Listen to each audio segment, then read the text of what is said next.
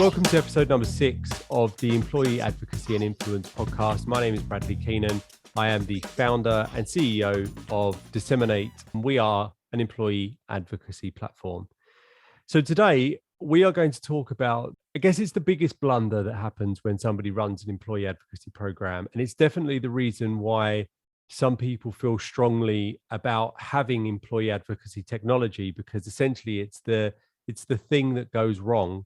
And that's when people, companies carpet bomb LinkedIn with a repetitive message from hundreds and thousands of their employees all saying the same thing. If you have connections at a company that already run an employee advocacy platform or a program with a platform, then you may have seen shared connections sharing the same message, saying the exact same thing. And that leaves you with a feeling of, the moment you spot it is when you realize that it's employee advocacy technology. And ultimately, that's what you want to avoid. So if you're looking to launch a program with a platform, then it's a consideration that you need to think about. And the way to think about employee advocacy overall is that it's a tool. The technology itself is a tool that can be used, and some people use it well, and some people use it not so well. In the same way that if you were to buy a license for something like Outreach or SalesLoft, as an example, where they're promoting email sequencing, some people are going to send a very robotic message to somebody 13 times asking them for a meeting. And that is a bad example of how to use email sequencing.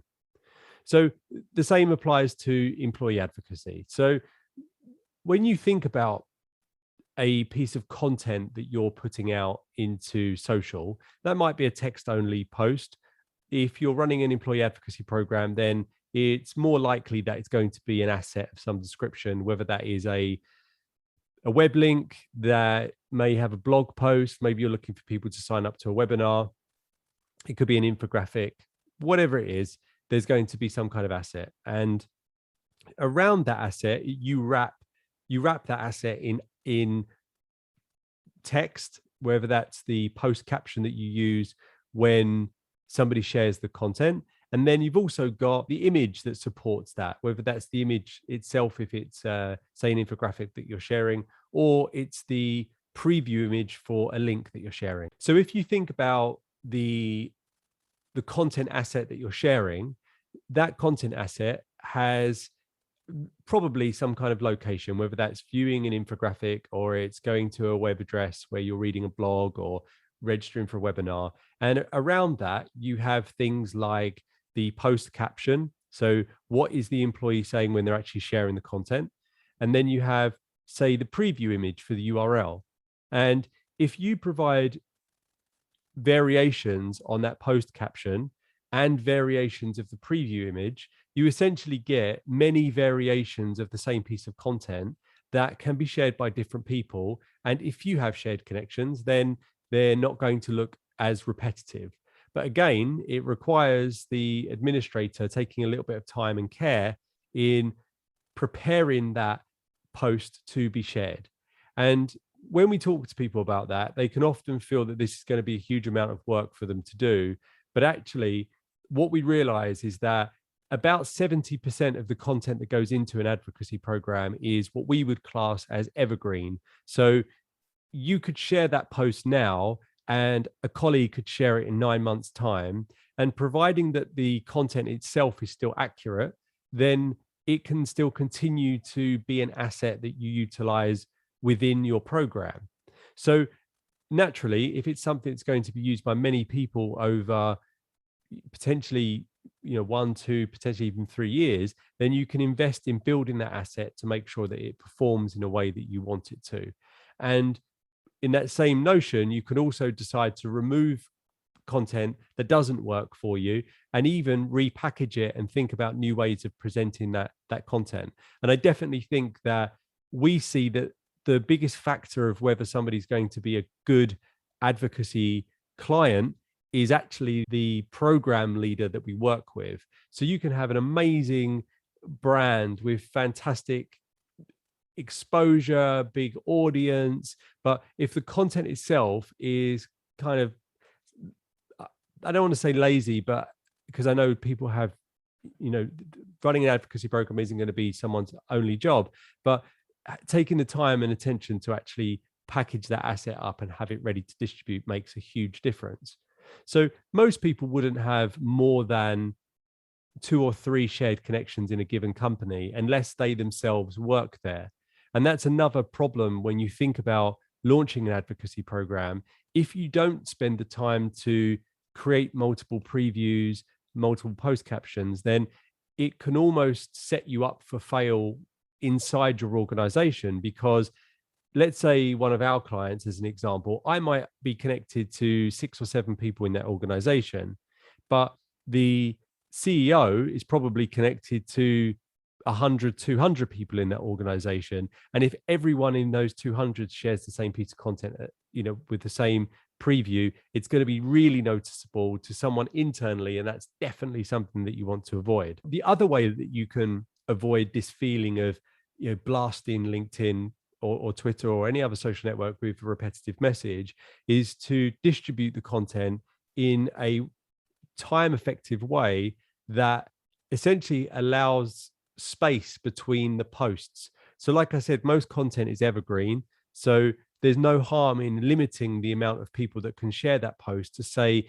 2 a day or, a couple of times a week. And what that does is it not only distributes the content over a longer period of time, but it spaces out the sharing. So the probability that I'm going to remember when one of my connections shares that post and another person shares it in a couple of weeks' time is actually highly unlikely. But again, it just comes down to taking the time to invest in the program and to build something that has, I guess, sustainability and can continue to deliver results for you.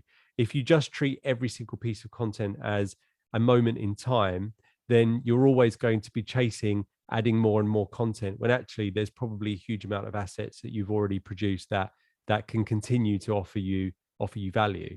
Another consideration to make when you're providing unique post captions for different groups of people is to think about the seniority of the people within the organization. So your C-suite and your senior level executives probably want to maybe speak, and this is a generalization, of course, but maybe they will speak in a more formal tone than, say, an intern, as an example. And providing unique post captions to certain groups of people within the organization not only stops the probability that somebody's going to see the same message, but it also means that your CEO isn't sharing the exact same point of view and perspective as a junior that's just joined the organization. But ultimately what we're thinking about here is really what we consider to be, trying to think of a better way of explaining it, I'm not going to say the lowest common denominator, but the entry point to employee advocacy is taking content that's already been produced for you, packaged in a certain way, and you just take that content in and say, yep, happy to use it in that exact form, and then I'm going to share that onto LinkedIn. But what we want to do is, as people receive the content, we think about advocacy as more of a library of content that's there to spark ideas.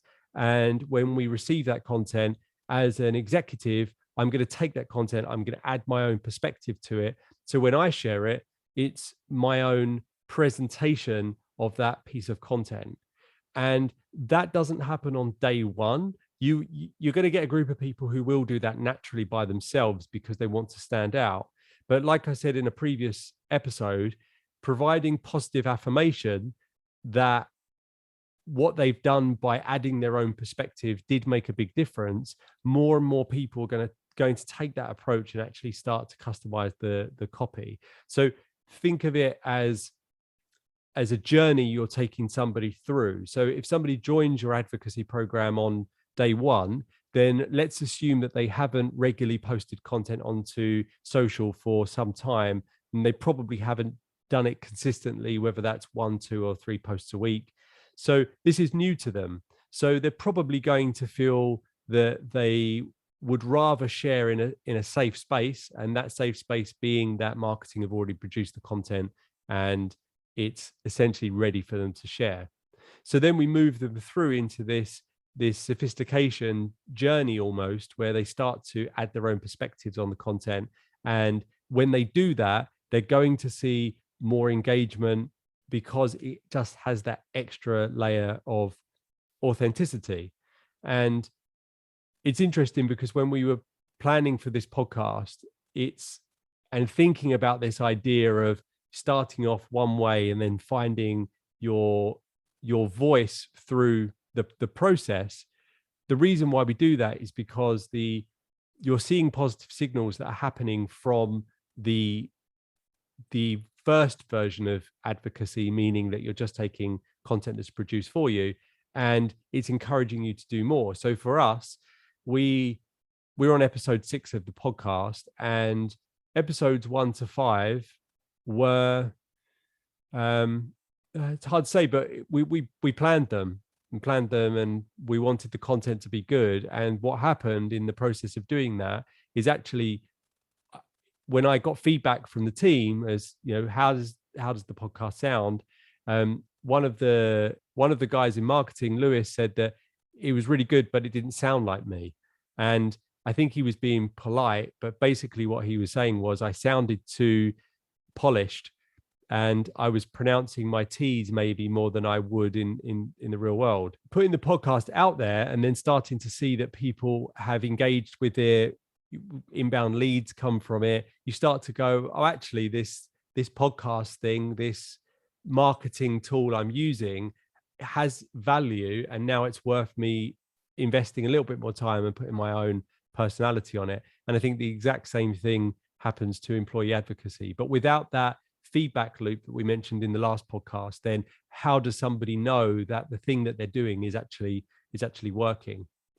So I guess the key takeaways from this podcast is to not, when you see employee advocacy done badly, don't assume that that's what your employee advocacy program is going to behave like, because the fact that you're even listening to this podcast means that you're taking it seriously. And trust me, that already puts you way ahead of where most people are when they just think that a piece of technology is going to do all of the work for them. The next takeaway is to see this as a journey that you're helping people go through, and the technology is there as a framework to build upon. It's not the destination of where you want to get to. So thank you for taking the time to listen to episode number 6 of our podcast. I hope it gave you plenty to think about. Again, as always, contact details for me will be available in the footnotes of the show. We'll also put some additional resources in there, but please do feel free to reach out to me on LinkedIn and share any stories you have from launching your own advocacy program. Thank you so much.